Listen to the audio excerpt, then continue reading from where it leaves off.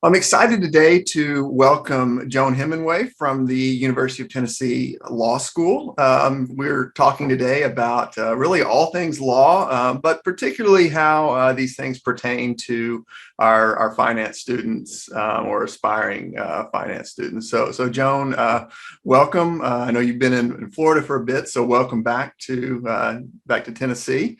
Managed to not get a sunburn too while I was there. Isn't that good? That's I don't know if that's good or bad. That may just mean that you didn't really get to enjoy the Florida things and you were indoors. But in any regard, welcome back. But let's go ahead and get started. Just a little bit about you. I know, and I think many of my students actually know your name as someone who's associated with the University of Tennessee Law School. But just real briefly, could you tell us a little bit about what you do in your day-to-day job?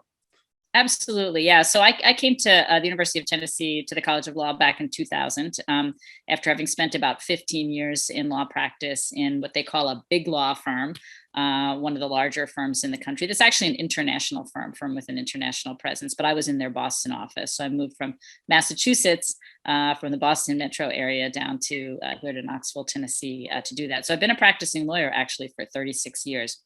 And I did go directly from college into law school. So that's pretty much the trajectory over the last, 40 years or so. So just a little bit more about the actual law, the law career. So I know you did not have a finance or accounting background going into that, but you were kind of quickly thrust into this arena. Is that kind of how it worked out? Yeah, sort of. It's interesting. When I went to law school, I thought I wanted to be an international lawyer, but I didn't know what the heck that was. And I think I try to look back on the undergraduate experience as one that,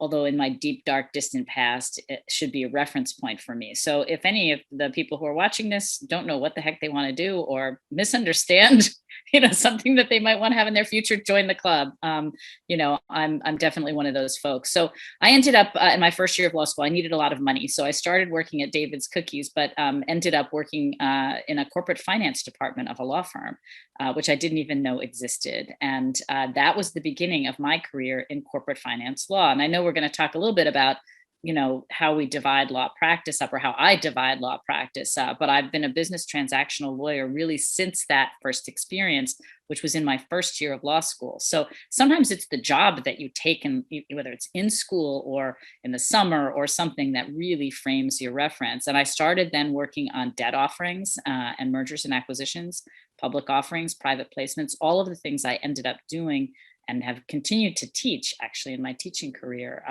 since I became a lawyer in 1985. So it's been a wonderfully rich experience. I wish, in a funny sense, I'd had a finance background. I wish I'd been one of your students, but I was an international relations and history major, and really ended up getting into accounting and finance more as a back door. I think people who have accounting and finance backgrounds would jump into this a lot faster than I did. I had to learn about financial statements and things like that I'm sure that the people who are watching this already know much more about than I did when I started going to law school.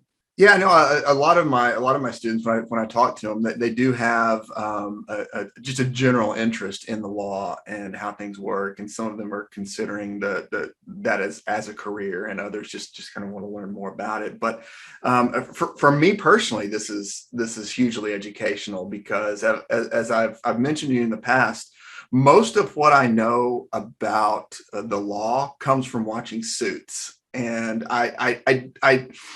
so that's maybe it's founded on some truth. It's wildly entertaining, regardless. But I know that I'm probably a little bit misinformed on things. But when we were talking, when I was talking to you a couple of weeks ago, I know you mentioned to me that you kind of think of three broad buckets for law firms or law careers, and that really kind of brought a lot of things together in my mind. And so could you just say that again, so that we have a foundation for the way that you think about the law?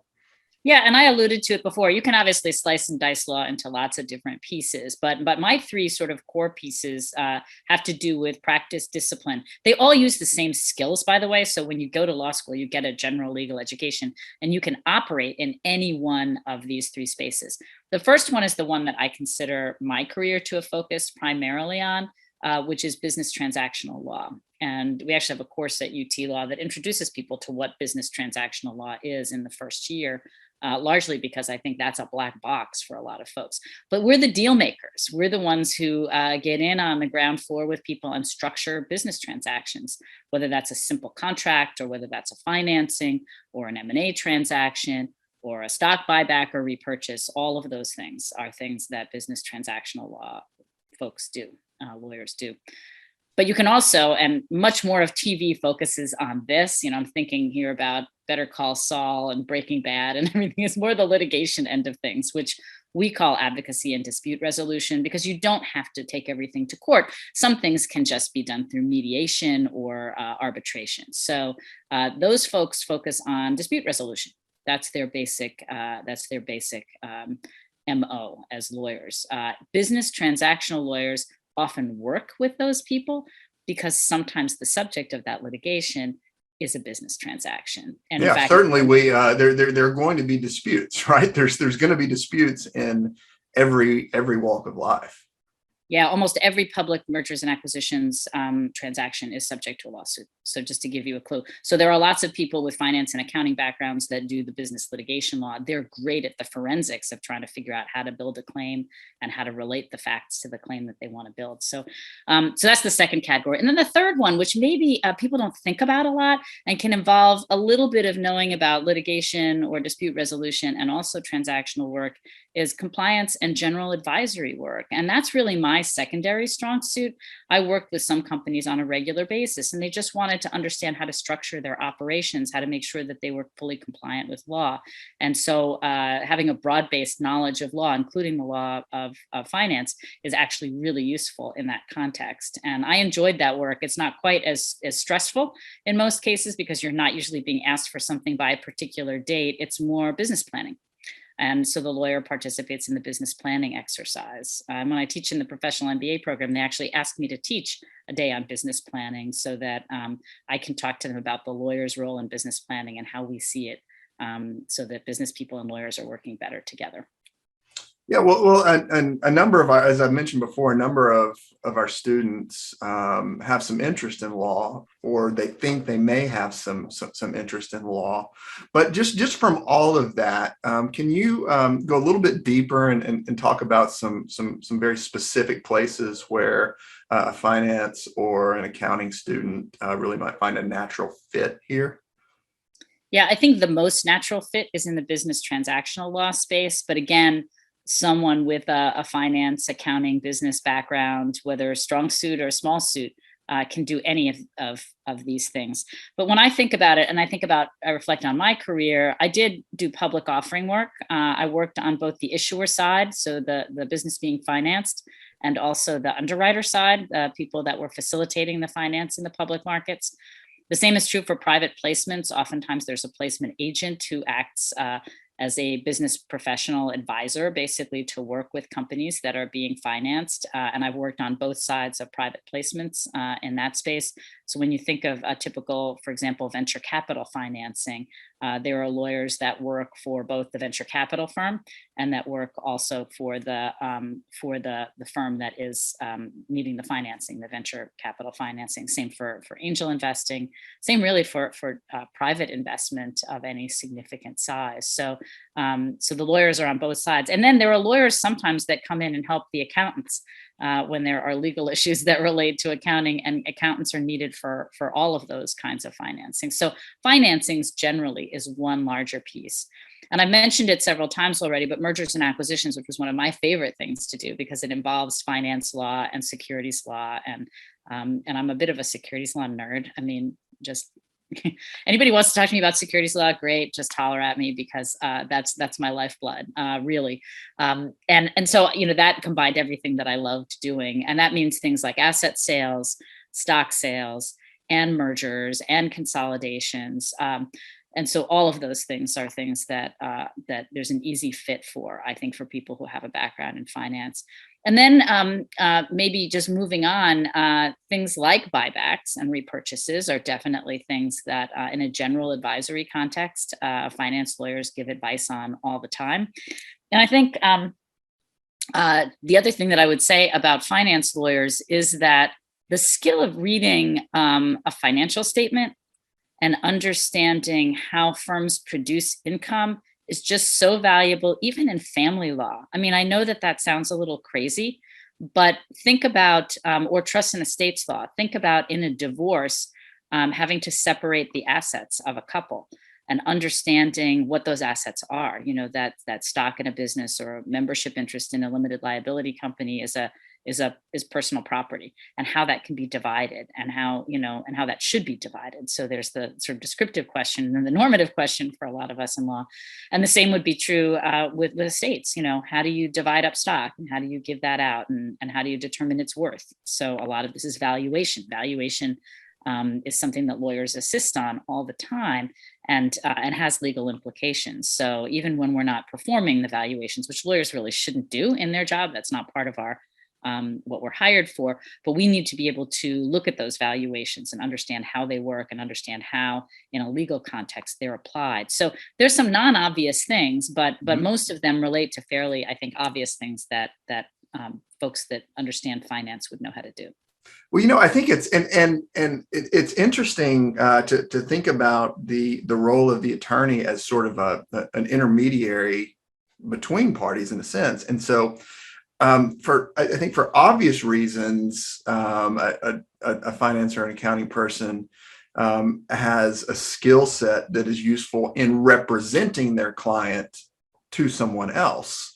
But all that aside, just imagine the efficiencies that are created in the client side communication, just the communication. Because as the representing attorney in whatever the issue is, there's communication with the client who, at least in the stuff that you're talking about, is a finance person or is an accounting person. And if the attorney and the client can speak the same language, man, can save a lot of time and heartache. And it should be, I think, much easier to get on the same page. Yeah, and I think what you're raising is we don't think of attorneys often as intermediaries. We think of a lot of other people, but we are really pretty important intermediaries in business. And in particular, we are informational intermediaries, which I think you're suggesting. Information flows through us. And we have to be able to translate it. So whether we're dealing with the finance person in a particular client's business, or whether we're dealing with the ops person or the HR person or whoever it is, we have to be able to speak their language. And yes, so any background you have in anything that enables you to connect with those professionals at your client's place of business is really, really useful. But we're also reputational intermediaries, which is really interesting. So transactions can do better if they have, for example, let's just talk about a public offering.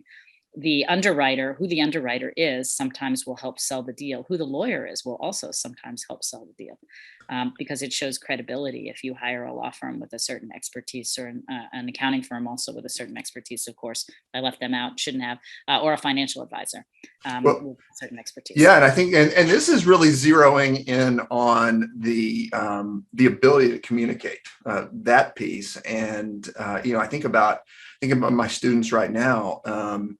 There's so much energy that folks deserve, that folks devote to sort of being able to just get the right answer on whatever they're being asked, right? Whether it be a test or some conversation that we're having in class, just getting the right answer. That's the end goal. And really it's not. It's okay. Yeah, you need to know the right answer, but you've got to tell me or tell someone else the right answer in a convincing and very clear, terse way. Because if you can't do that, having the right answer doesn't mean anything at all. Yeah, although I have to say, I'm going to just make one small correction to what you just said, which is that foundational piece of finding the right answer. And here's something that I think a lot of people don't say about law school and about lawyering is sometimes there's no right answer. And so sometimes you are asked to come up with an answer that is goal serving. So a particular client might have a goal, and you have to enter into goal oriented reasoning. And this is where law becomes fun and complex, right? Is because the lawyer's job is to know what legal rule to apply in a particular context, know what facts are important, and apply the law to those facts, and then reach an answer. Right. I'm not the answer. You'll notice I'm saying, but an answer. An acceptable answer. An answer that comports with the law. And because sometimes you are operating in a space, and I've worked in crowdfunding a lot as an academic, where you're making the rules up as you go along a little bit, or you're working with legal structures that it's not apparent how they sort of define the space because the facts are new. And so you have to try and figure out how to do that. And so lawyering is really, I mean, people I think, oh, people dress up in a suit, they go to work, they make these arguments and they move on, right? But it's really a wonderfully creative enterprise. And those firms that involve lawyers at the ground floor in their planning have a much better time of it as time goes on. There's some lawyers I know who say, pay me now, those are the transactional lawyers, right? Or pay me later, that's my brethren on the litigation side of the aisle, right? Because if you don't seek good legal advice at the front end of the decisions that you make as business people, you often get yourself into trouble. You assume you can do something, and you really can't, or you don't understand all of the constraints that might operate on it. So yes, and then we have to take that complexity, right, and communicate it to all the right people. So.